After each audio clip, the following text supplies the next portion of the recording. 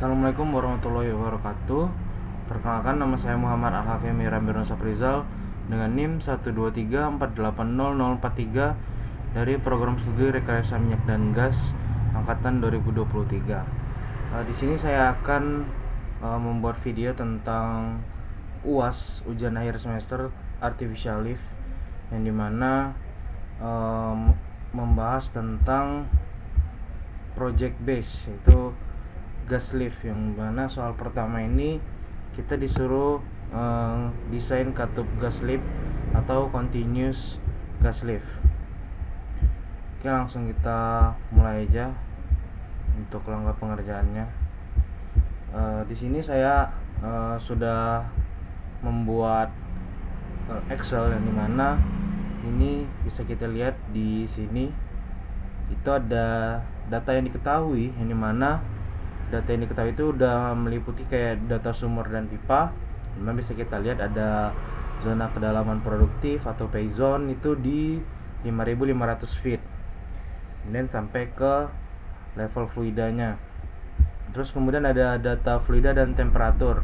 Ini bisa kita lihat juga, ini ada gradient fluida kill, spesifik gravity gas injeksi, temperatur permukaan, temperatur dasar sumur. Kemudian juga ada data tekanan dan injeksi, yang mana bisa kita lihat di sini ada tekanan kick off permukaan, terus tekanan operasi permukaan, tekanan kepala sumur, dan lain-lain. Kemudian yang terakhir ada data spesifikasi katup, itu yang diameter luar valve Otis, diameter seat valve, dan area ratio valve. Nah, dari data yang diketahui ini saya melakukan perhitungan, yang dimana perhitungannya itu desain tubing pressure, yang dimana untuk rumusnya sendiri ini dari referensi dari buku Boyun, yang dimana satuannya itu maksudnya simbolnya itu PHFD, yang dimana menggunakan rumus tekanan kepala sumur ditambah dengan margin tekanan tubing atau PHF ditambah delta PTM. Itu maka didapatlah hasilnya itu sekitar 350 PSI. Kemudian lanjut ke desain fluid gradient, yang mana simbolnya itu GFD. Itu bisa kita cari dengan rumus PT min atau tekanan tubing minimum pada titik injeksi dikurang dengan desain tubing pressure yang sudah kita cari tadi, terus dibagi dengan kedalaman target injeksi gas. Itu didapatlah hasilnya sekitar 0,03774. Dan selanjutnya itu kita mencari temperatur gradient atau GT, yang dimana rumusnya itu TB dikurang TS atau temperatur dasar sumur dikurang dengan temperatur permukaan, dimana 150 dikurang 80 itu dibagi dengan kedalaman zona produktif atau pay zone-nya itu di 5.500 feet. Didapatlah temperatur gradiennya itu 0,01273. Kemudian yang selanjutnya ada tubing effect factor atau TEF. Itu bisa kita cari dengan rumus R dibagi 1 dikurang R, yang dimana R itu adalah area ratio valve. Nah, itu kita nilai rasio valve-nya itu 0,2562, itu dibagi dengan 1 dikurang 0,2562, didapatlah nilai tubing effect faktornya itu 0,34445. Kemudian selanjutnya langkah yang saya buat itu adalah valve design table. Itu menggunakan data asumsi untuk kedalamannya. Di sini kita ada menggunakan 5 valve, yang dimana itu ada V1, V2, V3, V4, dan juga operating. Nah, di sini saya kedalamannya itu merupakan asumsi karena saya menggunakan perhitungan sederhana. Jadi kita menggunakan asumsi, yang dimana V1 itu 1.500 feet, kemudian V2 itu 2.600 feet, V3 itu 3.700 feet, V4 itu 4.600 feet, dan juga operatingnya itu 5.300. Itu karena di data diketahui itu kedalaman target injeksi gasnya itu di 5.300 feet. Makanya di sini ada untuk operatingnya itu sekitar 5.300 feet. Kemudian selanjutnya itu ada temperatur, yang dimana untuk rumusnya sendiri itu dari sama, saya mengambil referensinya dari buku Boyun juga, yang dimana itu T sama dengan TS ditambah GT dikali dip, yang dimana TS nya itu adalah temperatur permukaan itu ditambah dengan temperatur gradien, terus temperatur gradien itu dikali dengan kedalaman atau dip. Nah, ini bisa kita lihat ini temperatur permukaan, terus ditambah temperatur gradien dikali dengan kedalaman. Dapatlah hasilnya itu untuk yang kedalaman 1500 itu 99,09 derajat Fahrenheit, sampai ke yang terakhir itu ada operating itu sekitar 147,45 derajat Fahrenheit. Kemudian selanjutnya itu ada tubing pressure, yang dimana untuk mencarinya itu menggunakan rumus dari desain tubing pressure ditambah dengan desain fluid gradient, kemudian dikali dengan kedalaman. Ini bisa kita lihat nih, untuk perhitungannya itu desain tubing pressure itu ditambah dengan desain fluid gradient itu dikali dengan kedalaman, maka didapatlah hasilnya itu sekitar 406,60 psi. Kemudian di operatingnya itu sekitar 550 psi. Kemudian ini PC atau casing pressure casing, itu yang dimana untuk V1 sampai V4 itu kita menggunakan 950 psi. Itu bisa kita lihat di data diketahui nih, kalau kick off pressure-nya itu 950 psi, kemudian untuk operating pressure-nya itu ada di 900. Jadi makanya kita bikin V1 sampai V4 nya itu 950 psi dan operatingnya itu 900 psi. Kemudian yang terakhir itu ada dome pressure, yang dimana rumusnya itu PC dikurang R dikali PT. Yang dimana ini bisa kita lihat kalau tekanan kick off permukaan yang tadi ini pressure casing tadi itu dikurang dengan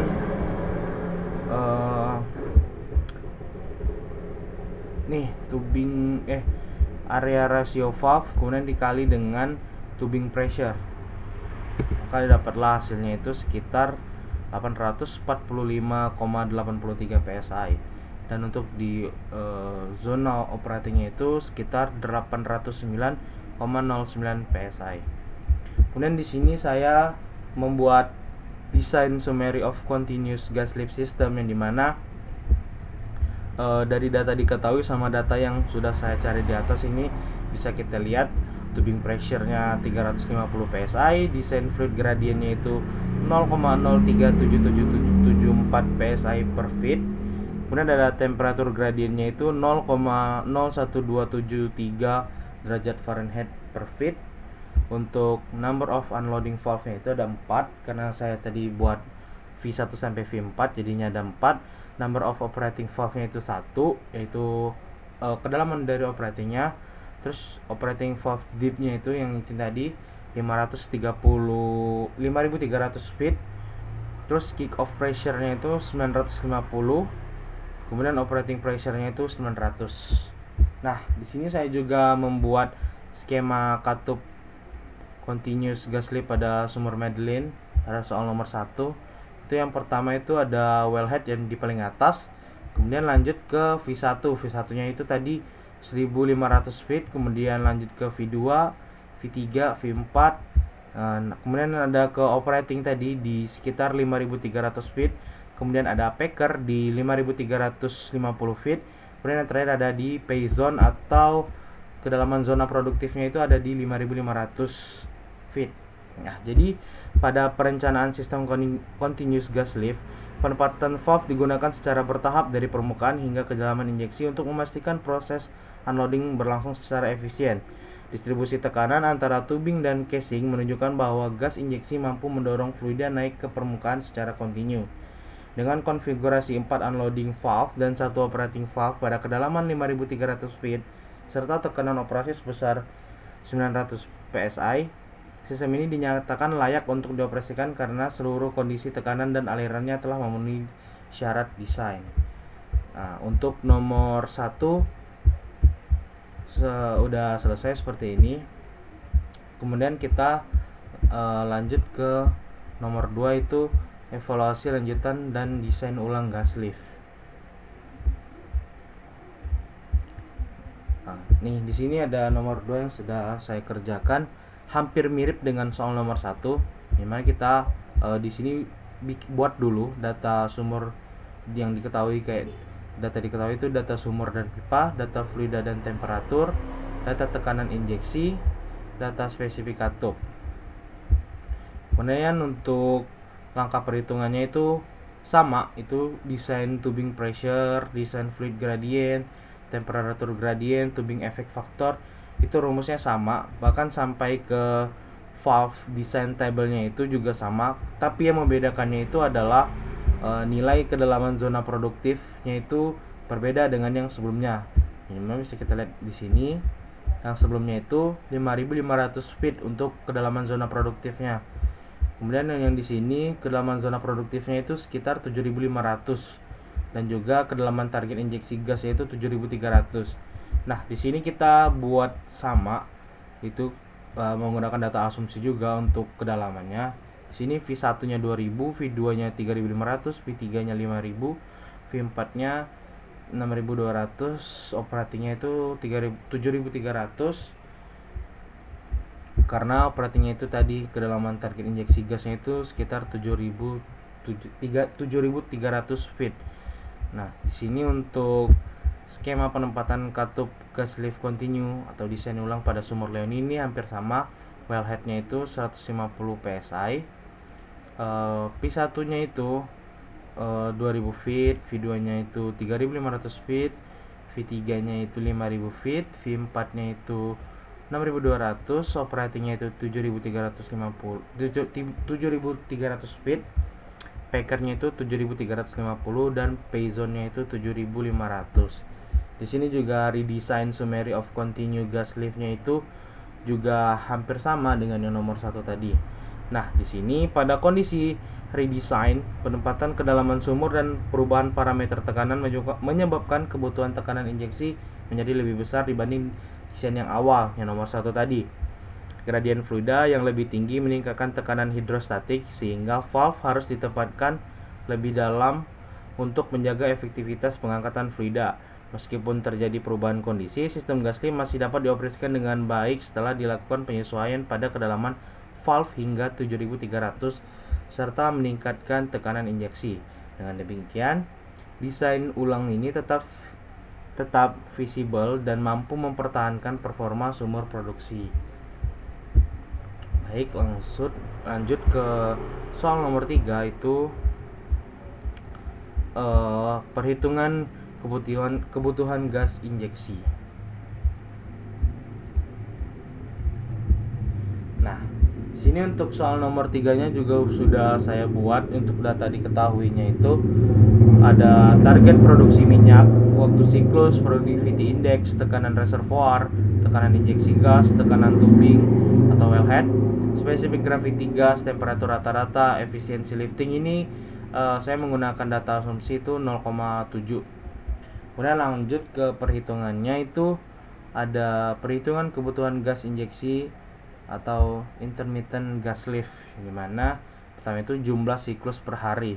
Nah, itu bisa kita simbolkan dengan N, yang dimana rumusnya itu 1440 dibagi dengan waktu siklus, yang dimana di sini waktu siklusnya itu 45, yang dimana 1440 ini tadi dibagi dengan 45, maka didapatlah hasilnya itu 32 cycle per day.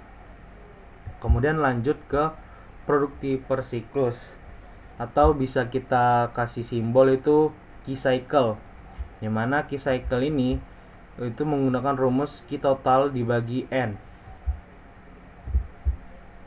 Ini bisa kita lihat key totalnya itu sekitar 150 dibagi dengan N yang sudah kita dapatkan tadi, atau jumlah siklus per hari, itu sekitar jadinya 4,69 BBL. Kemudian lanjut ke perhitungan flow line bottom hole pressure, yang dimana itu kita simbolnya itu PWF. Itu kita rumus awalnya itu Q sama dengan PI dikali PR dikurang PWF. Nah, namun kita substitusi menjadi PWF sama dengan PR dikurang Q per PI, yang dimana PR-nya itu 1800 PSI, tekanan reservoirnya itu, kemudian Q-nya itu 150 BBL per day, dan juga productivity index-nya itu 0,125 BBL per day. Setelah kita dapat nilai PWF-nya sekitar 600 PSI. Kemudian kita selanjutnya itu cek kondisi injeksi gas. Yang dimana di sini P injeksi itu atau tekanan injeksi itu lebih besar daripada tekanan PWF. Bisa kita lihat di sini tekanan injeksinya itu 800 PSI, itu yang diketahui. Kemudian PWF-nya yang sudah kita cari tadi itu 600 PSI, yang dimana bisa kita lihat di sini 800 PSI ini, si tekanan injeksi gas ini lebih besar daripada nilai PWF, yang dimana ini masih terbilang valid karena gas bisa mengangkat fluida. Kemudian selanjutnya ada estimasi volume gas per siklus atau VG, di mana kita menggunakan rumus key cycle per E. Nah, yang sudah saya bilang tadi, kalau misalkan nilai efisiensi liftingnya itu saya menggunakan asumsi itu 0,7, yang dimana untuk key cycle-nya itu sekitar 4,69 BBL dibagi dengan efisiensi lifting itu 0,7, dimana dapatlah hasilnya 6,7. Kemudian untuk selanjutnya itu ada total gas per hari. Nah, ini satuannya V total, yang dimana untuk rumusnya itu VG dikali dengan N. Ini bisa kita lihat di sini, estimasi volume per siklus atau VG tadi itu dikali dengan N, jumlah siklus per hari. Jadi 6,7 dikali dengan 32, didapatlah hasilnya itu 214,3. Terus ini hasil akhirnya, total kebutuhan gasnya itu adalah 214,3 unit per hari. Nah, di sini berdasarkan hasil perhitungan, sistem intermittent gas lift menghasilkan sekitar 32 siklus produksi per hari dengan produksi sebesar 4,69 BBL per siklus. Tekanan injeksi yang lebih tinggi dibanding tekanan alir dasar sumur menunjukkan bahwa gas memiliki energi yang cukup untuk mengangkat fluida secara periodik ke permukaan. Total kebutuhan gas injeksi sebesar 214,3 unit per hari. Dinilai mampu mendukung target produksi sebesar 150 BBL per hari. Oleh karena itu, sistem intermittent gas lift dapat dioperasikan secara efisien dan sesuai dengan kondisi sumur. Baik, mungkin lanjut ke nomor 4. Yang terakhir itu evaluasi dan desain sistem plunger lift.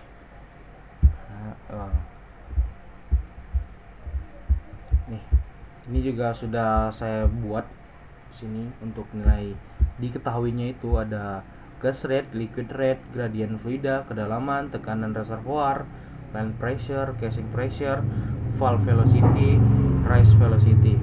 Nah, kemudian untuk perhitungan itu yang pertama itu kita mencari nilai GLR atau gas liquid ratio, yang dimana kita menggunakan rumus GLR sama dengan QG dibagi dengan QL atau gas rate dibagi dengan liquid rate. Ini bisa kita lihat gas rate ini 250 dibagi dengan liquid rate itu 12, dimana hasilnya itu adalah 20,83 SCF per BBL. Terus selanjutnya kita mencari tekanan hidrostatik.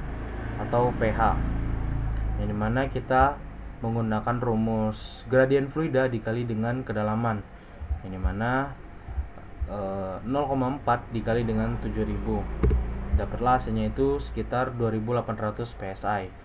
Kemudian yang selanjutnya itu tekanan casing minimum atau PC min. Di sini kita menggunakan rumus pH ditambah PL, yang dimana pH itu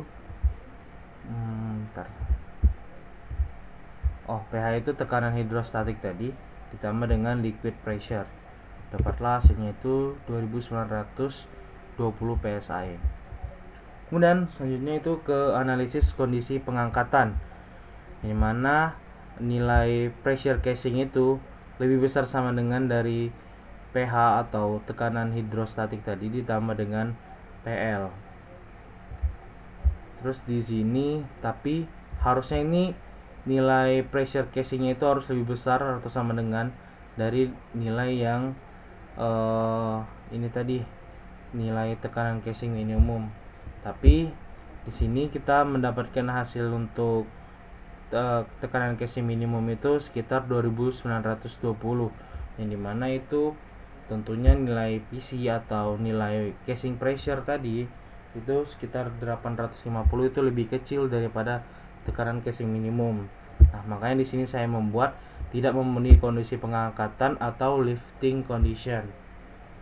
Terus selanjutnya itu ke waktu jatuh plunger, atau kita bisa menggunakan simbol T-valve, dimana kita menggunakan rumus diameter dibagi dengan valve velocity. Bisa kita lihat di sini kedalamannya 7000 dibagi dengan VF atau valve velocity, kemudian didapatlah hasilnya itu 9,33 menit. Kemudian waktu naik dari plunger atau T-rise itu hampir sama dengan waktu jatuh plunger. Untuk rumusnya itu T-rise sama dengan kedalaman dibagi dengan rise velocity, yang dimana kedalamannya itu 7000, rise velocity-nya itu adalah 1000, dan dapatlah hasilnya itu 7 menit. Kemudian yang terakhir itu ada waktu siklus, yang dimana itu T-cycle sama dengan T-valve ditambah T-rise, yaitu waktu jatuh plunger ditambah dengan waktu naiknya plunger. 9,33 ditambah dengan 7, itu dapatlah hasil akhirnya itu 16,33 menit. Oke, di sini dari hasil evaluasi sistem plunger lift diperoleh bahwa nilai gas liquid ratio atau GLR itu sangat rendah dibanding dengan kebutuhan minimum untuk operasi plunger lift. Selain itu, tekanan casing yang tersedia tidak mampu mengatasi tekanan hidrostatik fluida serta tekanan permukaan yang diperlukan untuk mengangkat fluida ke atas. Meskipun waktu siklus plunger berada dalam rentang optimal, kondisi energi gas yang tidak mencukupi menyebabkan sistem tidak dapat bekerja secara efektif. Dengan demikian, sistem plunger lift pada sumur ini dinyatakan tidak layak untuk diterapkan. Nah, selanjutnya itu nilai GLR yang rendah menunjukkan energi gas tidak cukup untuk mendorong plunger, sehingga fluida tidak dapat terangkat ke permukaan secara efektif. Yang ini tadi, kalau misalkan harusnya itu nilai pressure casing harus lebih besar daripada nilai tekanan casing minimum. Akan tetapi di sini saya mendapatkan nilai tekanan casing minimumnya itu sekitar 2920, yang mana itu nilai tekanan hidrostatik tadi ditambah dengan nilai line pressure. Nah, ini bisa kita lihat nih ininya, nilai si pressure casing itu 850. Kemudian untuk nilai tekanan casing minimumnya itu 2920, yang dimana itu lebih kecil si casing pressure tadi yang ini 450. Makanya dia tidak memenuhi kondisi pengangkatan atau lifting condition. Oke, mungkin itu saja yang dapat saya sampaikan. Saya akhiri. Wabillahi taufiq wal hidayah. Wassalamualaikum warahmatullahi wabarakatuh. Mohon maaf juga apabila ada kesalahan kata atau kayak terbata-bata gitu dalam berbicara. Saya mohon maaf. Wassalamualaikum warahmatullahi wabarakatuh. Terima kasih.